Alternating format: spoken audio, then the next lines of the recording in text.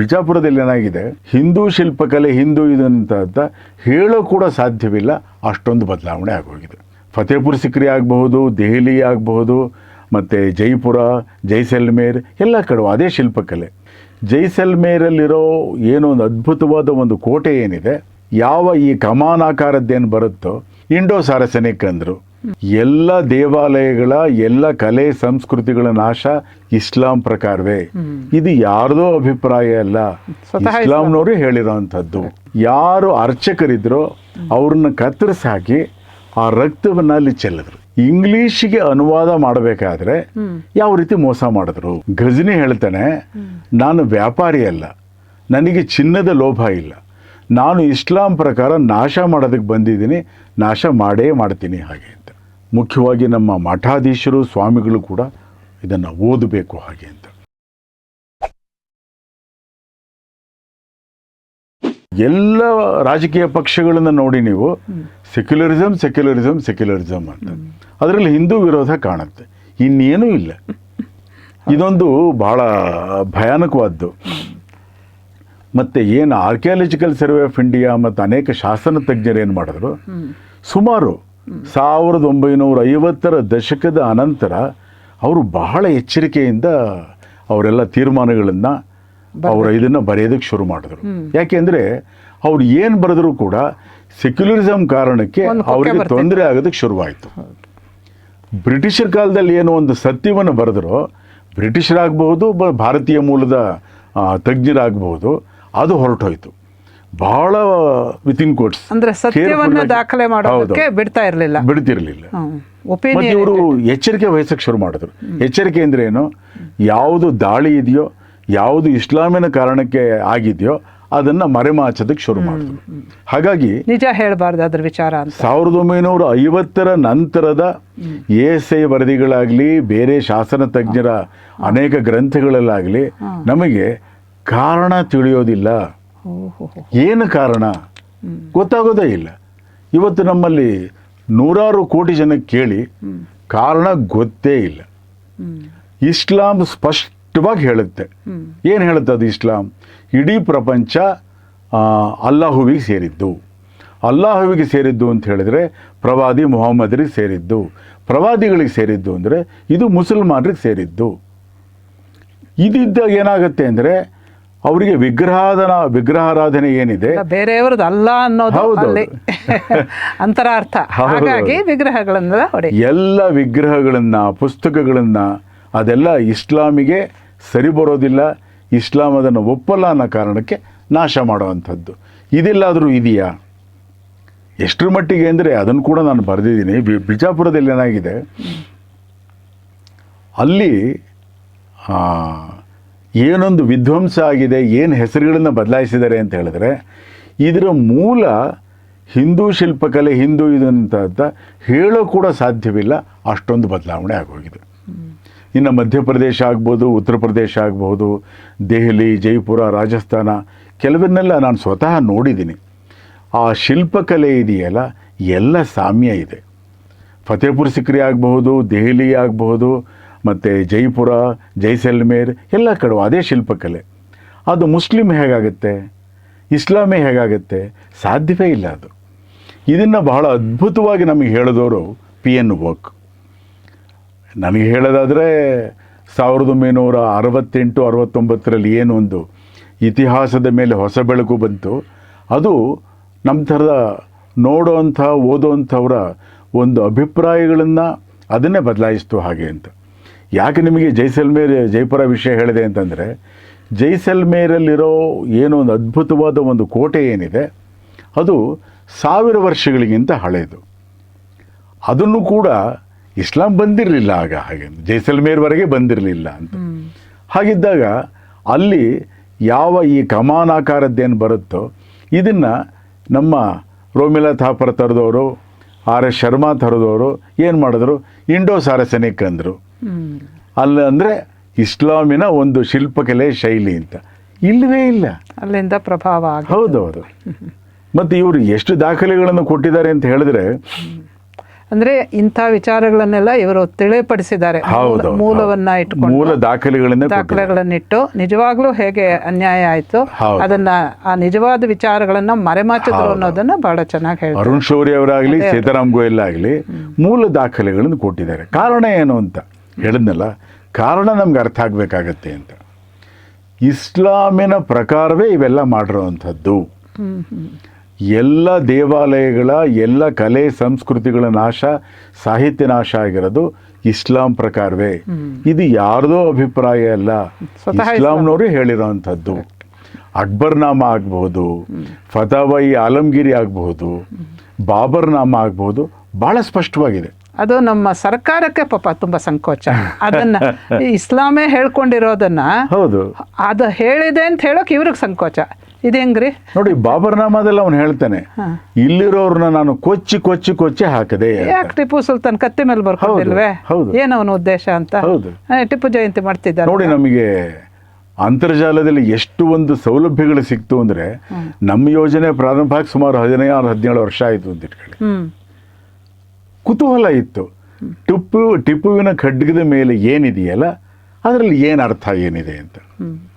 ಈಗ ಅಂತರ್ಜಾಲದ ಕಾರಣಕ್ಕೆ ನಮಗೆ ಅನೇಕ ಒಂದು ಸೌಲಭ್ಯಗಳಿದೆ.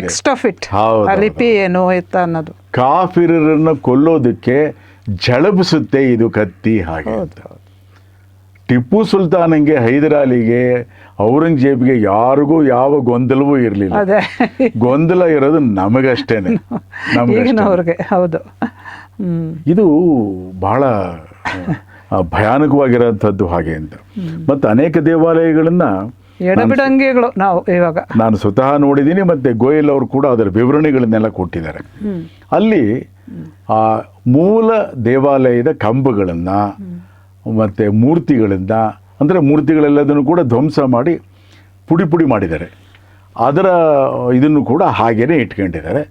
ಮತ್ತು ಅದರ ಒಂದು ರೀತಿ ಹೇಳೋದಾದರೆ ಈ ಪುನರ್ನಿರ್ಮಾಣ ಏನಾಗುತ್ತೆ, ಬದಲಾವಣೆ ಏನಾಗುತ್ತೆ, ಪರಿವರ್ತನೆ ಏನಾಗುತ್ತೆ, ಎಲ್ಲವನ್ನೆಲ್ಲ ಬಳಸಿದ್ದಾರೆ. ಯಾಕೆ ಬಳಸಿದ್ದಾರೆ ಅನ್ನೋದು ಕೂಡ ಬಹಳ ಮುಖ್ಯ. ಅದು ಅಕಸ್ಮಾತಾಗಿ ಬಳಸಿರೋದಲ್ಲ. ಅದು ಇಸ್ಲಾಮಿನ ಪ್ರಕಾರ ಇದು ಸರಿ ಅಂತ. ನಾನು ಅದು ಉದಾಹರಣೆ ಕೊಡ್ತಾ ಇದ್ದೆ. 1988ರಲ್ಲಿ ನಾನು ಅಯೋಧ್ಯೆ ನೋಡಿದೆ. ನಾನು ಅದೇ ರೀತಿ ಕಾಶಿ ಕೂಡ ನೋಡಿದೆ. ನಾನು ಆ ಕಾಶಿಗೆ ಹೋದಾಗ ಈಗೇನು ದೇವಾಲಯ ಇದೆ, ಹಿಂಭಾಗದಲ್ಲಿ ಮೂಲ ದೇವಾಲಯ ಹಾಗೇ ಇದೆ. ನಿಮಗೆ ಅನುಮಾನ ಕೂಡ ಬರೋದಿಲ್ಲ. ಅದರ ಮುಂಭಾಗದಲ್ಲಿ ಮಸೀದಿ ಮಾಡಿದ್ದಾರೆ. ಅದರ ಪಕ್ಕದಲ್ಲಿ ಅಹಲ್ಯಾಬಾಯಿ ಅವರು ಹೊಸ ದೇವಸ್ಥಾನ ಕಟ್ಟಿದ್ದಾರೆ. ಜ್ಞಾನವಾಪಿ ಇದ್ದ ಹಾಗೆ ದೇವಸ್ಥಾನನೂ ಒಂದು ಕಡೆ ಇದೆ, ಮುಂದ ಕಡೆ ಮಸೀದಿ. ಆ ದೇವಾಲಯದ ಆ ಭಾಗ ಹಾಗೇ ಇದೆ. ಯಾಕೆ ಅದನ್ನು ಬಿಟ್ಟರು ಅಂದರೆ, ಅಕಸ್ಮಾತ್ ಬಿಟ್ಟಿರೋದಲ್ಲ, ನಾವು ಇಸ್ಲಾಮಿನ ಅನುಸಾರವಾಗಿ ಇದನ್ನು ನಾಶ ಮಾಡಿದ್ದೀವಿ, ಇದನ್ನು ತೋರ್ಪಡಿಸ್ತೀವಿ ಹಾಗೆ ಅಂತ. ಹೊಟ್ಟೆ ಉರ್ಕೊಳ್ಳಿ ಅಂತ. ಹೌದೌದು, ಅದರ ಉದ್ದೇಶನೇ ಅವ್ರದ್ದು ಆಗಿತ್ತು. ಸೂಫಿಗಳಿದ್ದಾಗಲಿ, ಆಕ್ರಮಣಕಾರಿಗಳಿದ್ದಾಗಲಿ ಹಾಗೆ ಇತ್ತು. ಈ ಎಲ್ಲ ದೇವಾಲಯಗಳಲ್ಲಿ ಕೂಡ ಅವರೇನು ಮಾಡಿದ್ರು, ದೇವಾಲಯಗಳಿಂದ ನಾಶ ಮಾಡಿದ್ರು, ಒಡೆದು ಹಾಕಿದ್ರು. ಆಮೇಲೆ ಬೌದ್ಧ, ಜೈನ, ವೈದಿಕ, ಶಾಕ್ತ, ಶೈವ ಎಲ್ಲದನ್ನೂ ಕೂಡ ಅವರು ಒಡೆದು ಹಾಕಿದ್ರು. ಹಾಕಿದ್ದಲ್ದಲ್ಲಿ ಅದನ್ನು ಈ ಪರಿವರ್ತನೆ ಟೈಮಲ್ಲಿ ಅದನ್ನು ಬಳಸಿದ್ರು ಕೂಡ. ಜೊತೆಯಲ್ಲಿ ಯಾರು ಅರ್ಚಕರಿದ್ರೋ ಅವ್ರನ್ನ ಕತ್ತರಿಸಿ ಹಾಕಿ ಆ ರಕ್ತವನ್ನು ಅಲ್ಲಿ ಚೆಲ್ಲಿದ್ರು. ಗೋವುಗಳು ಭಾರತೀಯರಿಗೆ ಪವಿತ್ರ ಅನ್ನೋ ಕಾರಣಕ್ಕೆ ಆ ಗೋವುಗಳನ್ನು ಕಡಿದು ಆ ರಕ್ತವನ್ನು ಕೂಡ ಚೆಲ್ಲಿದ್ರು. ಕೆಲವು ಈ ಕಲ್ಲಿಂದೇನಿದೆ, ಶಿಲ್ಪಗಳೇನಿದೆ, ಅದನ್ನು ಕತ್ತರಿಸ್ಬಿಟ್ಟು, ಉದಾಹರಣೆ ಯಮುನಾ ನದಿ ಹತ್ತಿರ ಕಟುಕರನ್ನು ಅವರು ಇನ್ಸ್ಟಾಲ್ ಮಾಡಿದ್ರು. ಅವರೇನು ಅಂತ ಹೇಳಿದ್ರೆ, ಈ ಒಂದು ಶಿಲ್ಪಗಳೇನಿದೆ ಅದರ ತುಂಡುಗಳಲ್ಲಿ ಗೋಮಾಂಸವನ್ನು ಮಾರಬೇಕು ಹಾಗೆ ಅಂತ. ಮತ್ತು ಯಾರೇ ಹಿಂದೂಗಳಾಗಲಿ ಅಲ್ಲಿ ಸ್ನಾನ ಮಾಡಬಾರ್ದು, ಪವಿತ್ರ ಸ್ನಾನ ಮಾಡೋ ಪದ್ಧತಿ ಇದೆಯಲ್ಲ, ಮಾಡಬಾರ್ದು. ಎಲ್ಲೂ ಕೂಡ ಯಾವುದೇ ಒಂದು ದೇವಾಲಯದಲ್ಲಿ ಕೂಡ ಯಾವುದೇ ಪೂಜೆ ನಡೀಬಾರ್ದು, ಎಲ್ಲದನ್ನು ನಾಶ ಮಾಡಿದ್ರು. ಮತ್ತು ಇನ್ನೂ ವಿಶೇಷ ಅಂತ ಹೇಳಿದ್ರೆ, ಆ ದೇವಾಲಯಗಳಲ್ಲಿ ಆ ಶಿಲ್ಪಗಳೇನಿತ್ತು ಅದನ್ನು ಮಸೀದಿಗಳ ಮೆಟ್ಟಿಲುಗಳಿಗೆ ಹಾಕ್ಸಿದ್ರು. ಜಾಮಾ ಮಸೀದಿ ಆಗಬೇಕು ಹಾಗೆ ಅಂತ. ಇದೆಲ್ಲ ಬಹಳ ಗಜ್ನಿ ಎಲ್ಲ ತಗೊಂಡು ಹೋದ್ನಲ್ಲ ಅಲ್ಲಿ ಹಾಕೊಳ್ಳೋಕ್ಕೆ.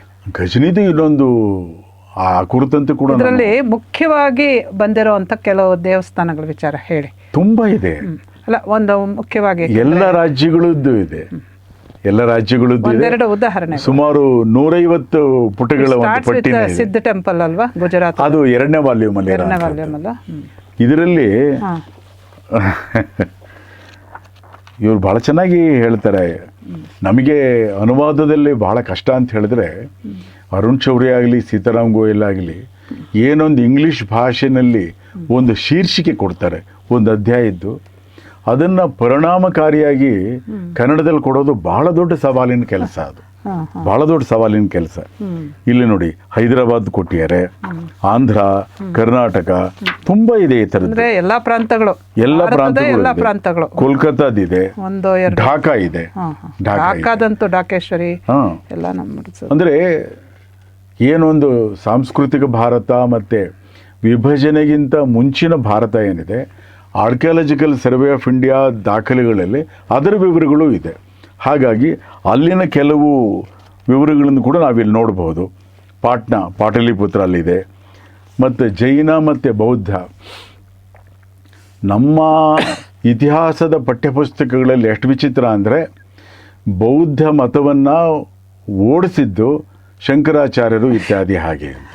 ಅಯ್ಯೋ, ಅದು ಹೇಳೋದೇ, ಮೈಸೂರಲ್ಲಿ ಕೂತಿದ್ದಿಲ್ಲ ಒಂದು ಪ್ರಾಣಿ, ಅದು ನಿತ್ಯ ಹೇಳ್ತಾ ಇರುತ್ತೆ ಅದನ್ನು. ನಾನು ಅದಕ್ಕೆ ಕೆಲವ್ರಿಗೆ ಕೇಳ್ತಾ ಇದ್ದೆ, ಅದು ಯಾವುದನ್ನು ಓದಿ ಹೇಳ್ತೀನಿ. ಈಗ ಶಂಕರರು ಕಾಲ್ನಡಿಗೆನಲ್ಲಿ ಹೋದರು, ಶೃಂಗೇರಿ, ಪುರಿ ಮತ್ತು ಬದರಿ, ದ್ವಾರಕೆ ಎಲ್ಲ ಕಡೆ ಮಠಗಳನ್ನು ನಾನು 4 ನೋಡಿದ್ದೀನಿ. ನಾನು ಆ ಮಠಗಳನ್ನು ಸ್ಥಾಪನೆ ಮಾಡಿದ್ರು. ಅವರು ಸೈನ್ಯ ತಗೊಂಡು ಹೋಗಿದ್ರ ಅಂತ, ಅಥವಾ ಶಿಷ್ಯರನ್ನು ಮಾತ್ರ ಕರ್ಕೊಂಡು ಹೋಗಿದ್ರ, ಸೈನ್ಯ ತಗೊಂಡು ಹೋಗಿದ್ರ ಅಂತ. ಒಂದು ಬೌದ್ಧ ವಿಹಾರ ಆಗಲಿ, ಜೈನ ವಿಹಾರ ಆಗಲಿ, ಅಥವಾ ಹಿಂದೂ ಒಂದು ಕಟ್ಟಡ ಆಗಲಿ, ಅದನ್ನು ಒಡೆದು ನಾಶ ಮಾಡೋದಕ್ಕೆ ಯಾವ್ಯಾವ ಆಯುಧಗಳನ್ನು ಉಪಯೋಗಿಸಿದ್ವಿ ಅಂದ್ಬಿಟ್ಟು ಮುಸಲ್ಮಾನ್ ಇತಿಹಾಸಕಾರರು ಬರೆದಿಟ್ಟಿದ್ದಾರೆ. ಶಂಕರಾಚಾರ್ಯರು ಅದನ್ನು ತಗೊಂಡು ಹೋಗಿದ್ರ ಅನ್ನೋದು ಪ್ರಶ್ನೆ. ಅದು ಅವರು ಸರ್ವಜ್ಞ ಪೀಠ ಏರೋದಕ್ಕೆ ಹೋಗಿದ್ದು, ಸರ್ವಜ್ಞ ಪೀಠಕ್ಕೆ ಕತ್ತಿನೂ ಇದನ್ನು ತಗೊಂಡು ಹೋಗಿದ್ರು ಪಾಪ. ಅಲ್ಲ, ಕನಿಷ್ಠ ಪ್ರಜ್ಞೆ, ಔಚಿತ್ಯ ಪ್ರಜ್ಞೆ ನಮಗಿರಬೇಕು. ಇಲ್ಲ ಅಂತ ಹೇಳಿದ್ರೆ ತುಂಬ ಕಷ್ಟ ಆಗುತ್ತೆ. ಅಯ್ಯೋ, ನೀವು ಆ ಥರ ಎಲ್ಲ ಹೇಳಬೇಡಿ. ಇಲ್ಲದೆ ಇರೋರೇ ದೊಡ್ಡವರು, ಇವಾಗ ಅವರೇ ಆಚಾರ್ಯ ಪುರುಷರು. ಮತ್ತು ತಮಿಳುನಾಡಿನ ಕೆಲವು ವಿವರಗಳನ್ನು ಕೊಟ್ಟಿದ್ದಾರೆ. ಎಷ್ಟು ಭಯಾನಕ ಅಂತ ಹೇಳಿದ್ರೆ, ಕೆಲವು ಕಡೆ ಸಾವಿರಾರು ದೇವಾಲಯಗಳನ್ನು ನಾಶ ಮಾಡಿದ್ದಾರೆ. ಗಂಗಾದೇವಿ ಮಧುರಾ ವಿಜಯ ಇದೆ. ಹೌದೌದು, ಸಾಕ್ಷಿ ಕಂಡಿದ್ದು ಅದು. ಹೌದೌದು, ಅದು 14th century ವರ್ಕ್. ಅದನ್ನು ನಮಗೆ ಯಾರಿಗೂ ಕೂಡ ಓದೋದಕ್ಕೆ ಕೊಡೋದೇ ಇಲ್ವಲ್ಲ.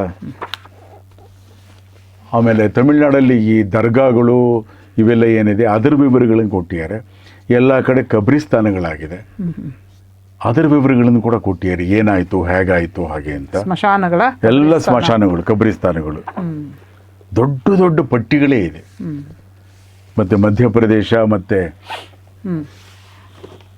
ಉಳಿದ ರಾಜ್ಯಗಳದ್ದು ಕೂಡ ತುಂಬಾ ವಿವರಗಳು ಸಿಗುತ್ತೆ. ಸೀತಾರಾಮ್ ಗೋಯಲ್ ಎಷ್ಟು ಕೆಲಸ ಮಾಡಿರ್ಬೋದು, ತುಂಬಾ ಕೆಲಸ, ಆ ಮೂಲಗಳನ್ನು ಹುಡುಕೊಂಡು ಹೋಗಿ ಅಷ್ಟು ರೆಫರೆನ್ಸಸ್ ಅನ್ನು ಕೊಟ್ಟು, ಆ ಪರ್ಷಿಯನ್, ಅರೇಬಿಕ್ ಅಲ್ಲಿ ಇರೋದನ್ನೆಲ್ಲ ಇಂಗ್ಲಿಷ್ ಟ್ರಾನ್ಸ್ಲೇಟ್ ಮಾಡಿ, ಮತ್ತೆ ಎಲ್ಲದನ್ನು ಕೂಡ ಸ್ವತಃ ಕಲ್ತು ಇಲ್ಲ ಅಂತ ಹೇಳಿದ್ರೆ ಗೊತ್ತಾಗೋದೇ ಇಲ್ಲ.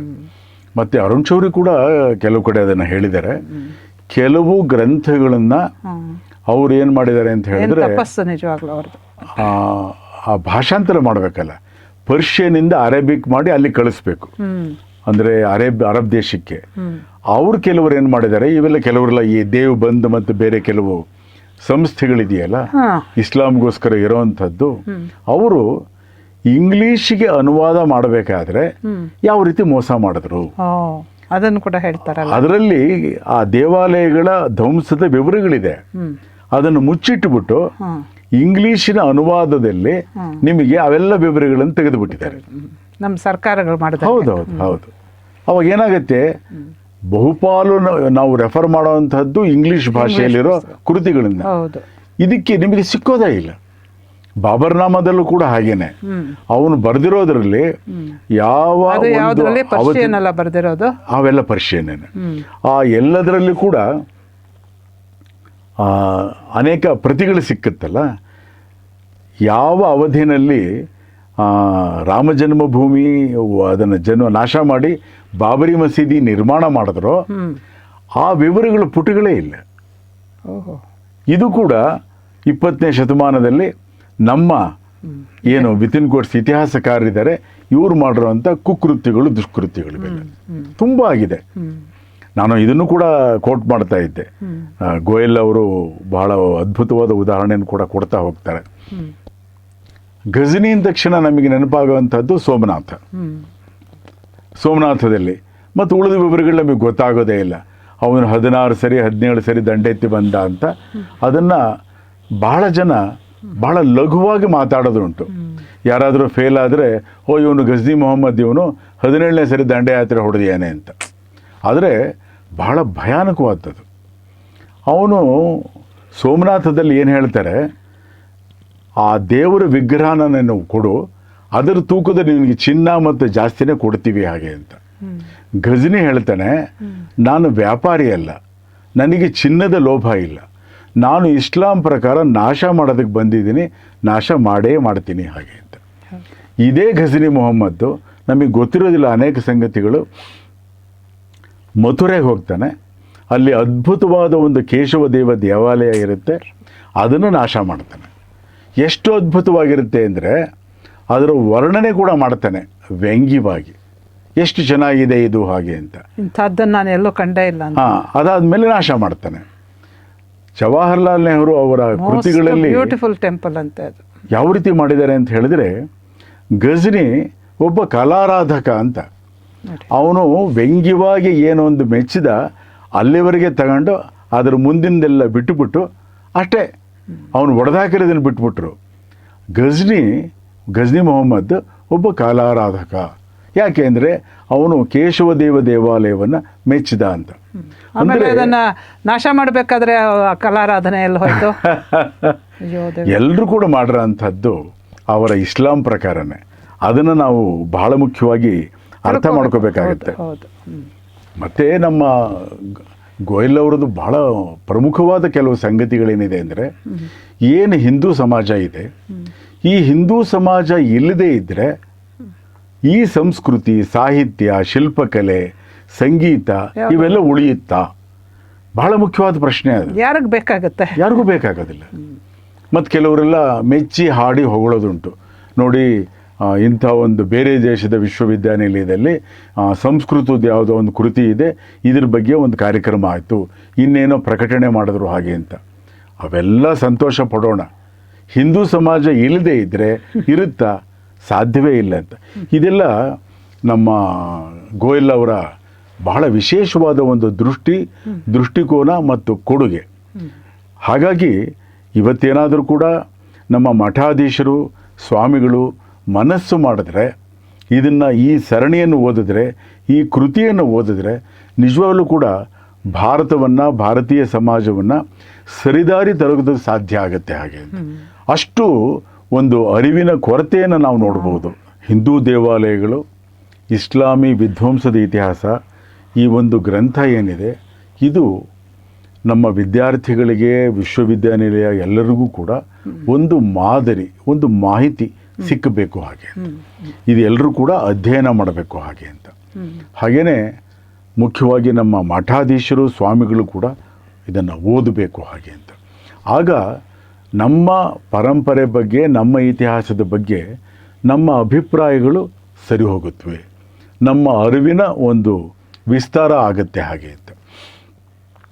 ಏನೊಂದು ಈ ಸೂಡೋ ಸೆಕ್ಯುಲರಿಸಮ್ ಏನಿದೆ, ಸೆಕ್ಯುಲರಿಸಮನ್ನು ಹೆಸರಲ್ಲಿ ಏನೋ ಒಂದು ರೀತಿ ಹಿಂದೂ ಧರ್ಮ ಸಮಾಜಗಳ ನಾಶ ಆಗ್ತಾ ಇದೆ, ಅದನ್ನು ನಾವು ತಪ್ಪಿಸ್ಬೇಕಾದ್ರೆ ಈ ಸರಣಿ, ಈ ಕೃತಿ ಬಹಳ ಮುಖ್ಯ ಆಗುತ್ತೆ. ಇಲ್ಲಿ ಡೆಮೋಗ್ರಫಿ ಬಗ್ಗೆ ಕೂಡ ಹೇಳಬಹುದು. ಯಾವ ಈ ಜನಸಂಖ್ಯಾ ಈ ಸ್ಫೋಟ ಏನಾಗ್ತಾ ಇದೆ, ಹಿಂದೂಗಳ ಜನಸಂಖ್ಯೆ ಏನೋ ಒಂದು ಕಡಿಮೆ ಆಗ್ತಾ ಇದೆ, ಇದು ಬಹಳ ಅಪಾಯಕಾರಿಯಾಗಿದೆ ಹಾಗೆ.